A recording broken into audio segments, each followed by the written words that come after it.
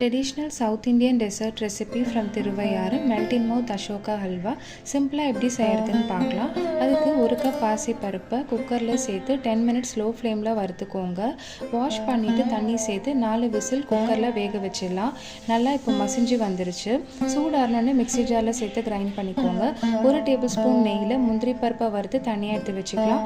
அதே நெய்யில் 3 table spoon atta சேர்த்து மிக்ஸ் பண்ணிக்கோங்க. அரைச்சி வச்சுருக்கிற பாசி பருப்பையும் இது கூட சேர்த்துக்கலாம்.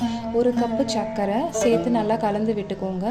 இப்போ இது கூட அரை கப்பு நெய்யை கொஞ்சம் கொஞ்சமாக சேர்த்து மிக்ஸ் பண்ணிக்கலாம். ஃபுட் கலரை கொஞ்சோண்டு தண்ணியில் சேர்த்து அதையும் ஆட் பண்ணிக்கோங்க. இப்போ நெய் கொஞ்சம் கூட சேர்த்து நல்லா கலந்து விட்டுக்கலாம். நம்ம வறுத்து வச்சுருக்கிற முந்திரி ஏலக்காய் தூளை சேர்த்து மிக்ஸ் பண்ணிக்கோங்க. கடைசியாக இறக்கிறதுக்கு முன்னாடி கொஞ்சம் கூட நெய் சேர்த்து மிக்ஸ் பண்ணிக்கலாம். பேன்லேருந்து பிரிஞ்சு வந்தோடனே பிளேட்டில் மாற்றிடுங்க. நீங்களும் கண்டிப்பாக ட்ரை பண்ணி பாருங்கள். பிடிச்சிருந்தா சேனலை சப்ஸ்கிரைப் பண்ணிக்கோங்க. தேங்க்யூ.